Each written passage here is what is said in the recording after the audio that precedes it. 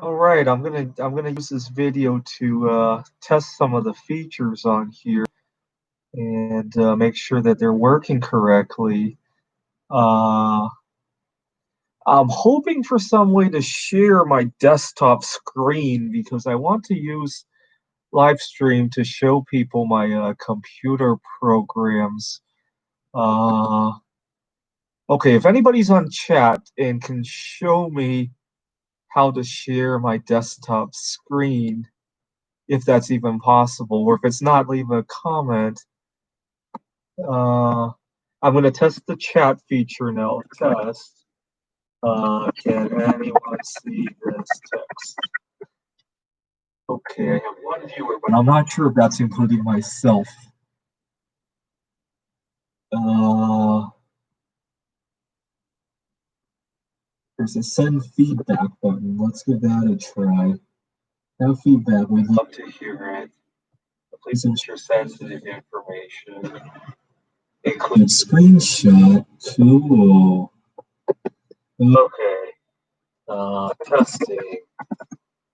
I wish it were easier to find a screen share feature, assuming it actually exists. Send. And it sent a screenshot of my face. Let's give myself a thumbs up to see if well, no, the thumbs up button is not working here. It's only showing me how many thumbs up I have. Okay, what's this button? The calendar? No, it's not it. What about one of these guys? Nope.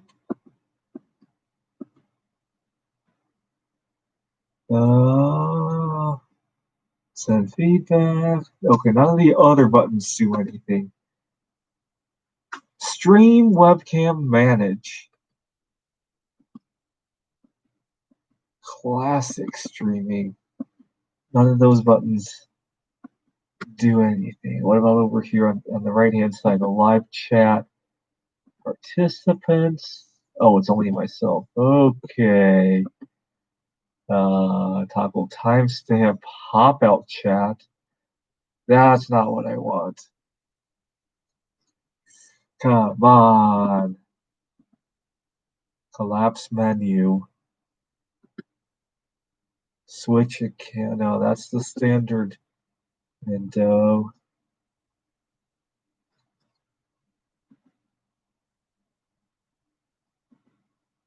Not quite. Okay. I'm kind of disappointed that there's no way to share your screen. I kind of Googled this before I tried it out on here. Anyway, I'm really disappointed. I'm hoping to make a live stream of myself playing some of the computer games that I wrote this year. I wrote a number of big, ambitious computer games because we had quite some time this year, obviously, right? Uh, and I, uh, I'm going to have a lot of memories to share with my grandchildren about writing computer games. I remember that first week of quarantine when I didn't have any toilet paper and I had to wash up every time I went to the bathroom.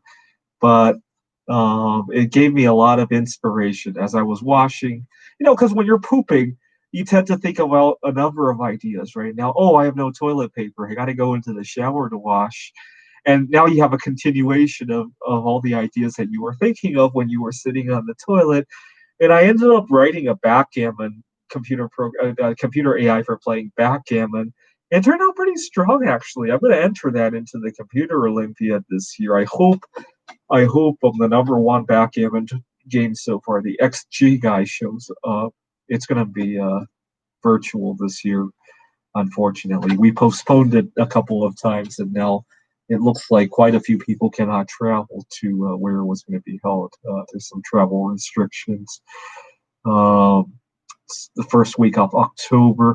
I'm still holding out hope we can go to Japan. I actually have a dating profile in Tokyo, and I'm mingling with some girls there, kind of anticipating on going there. I'm still holding out hope for some reason. call me crazy, but I want to go to Japan. I anyway, uh, and then so the backgammon algorithm that I came up with, I kind of in my mind, I kind of nickname it the COVID-19 memorial algorithm now. And then in June, or actually late May, early June, when we had well in Minneapolis, we had the tragedy there, and then obviously it was followed up with all this looting, and we got scared, right?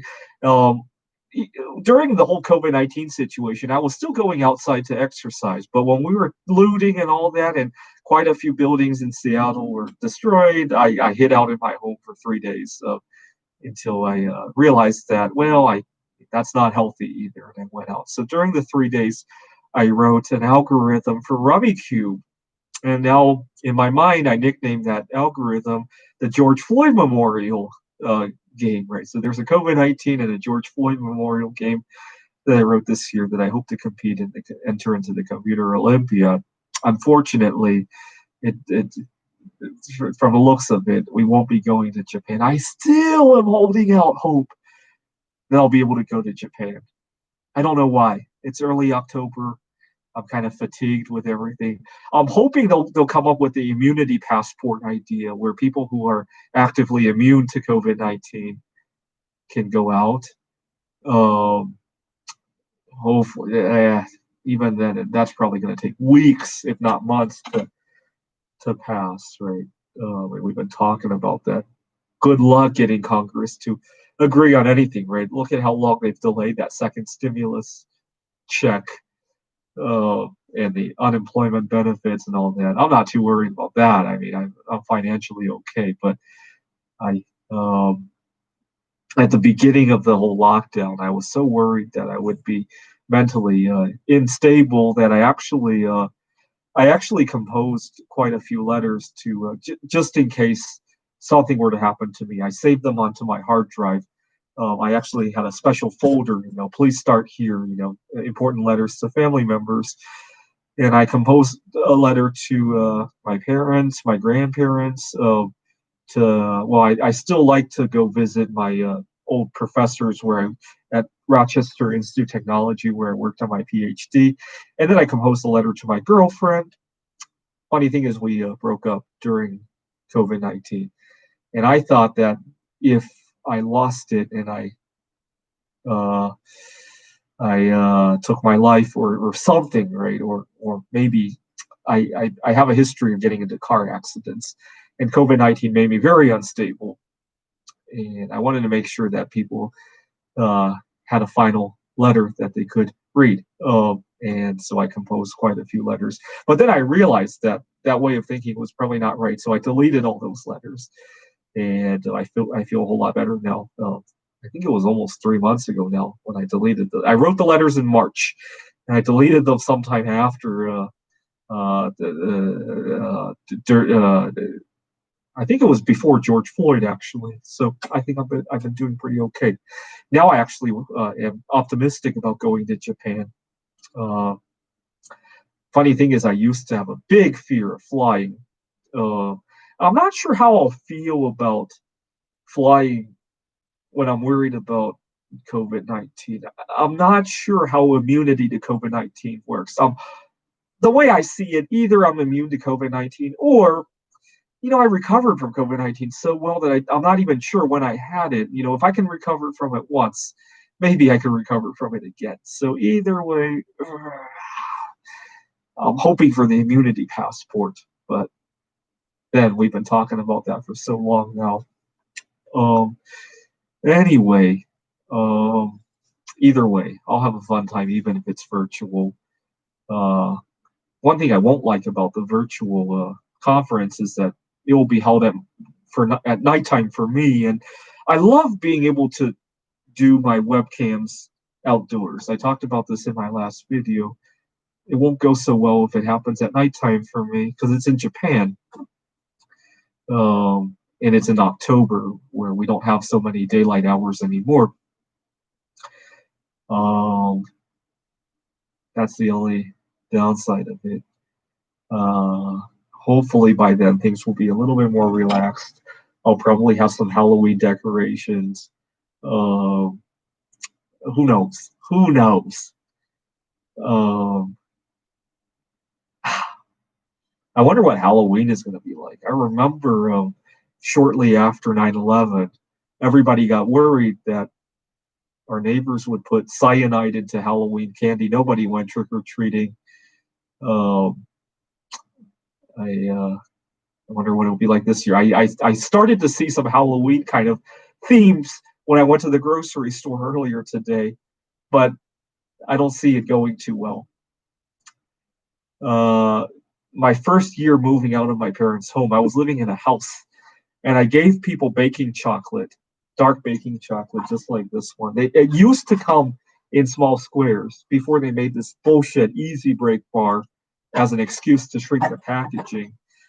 And one of the kids, his mother was very upset, came back to our door and asked, "What in the world did I put in Halloween candy?" Because her son has ADHD and really needs to be careful. Did I put some kind of crazy substance?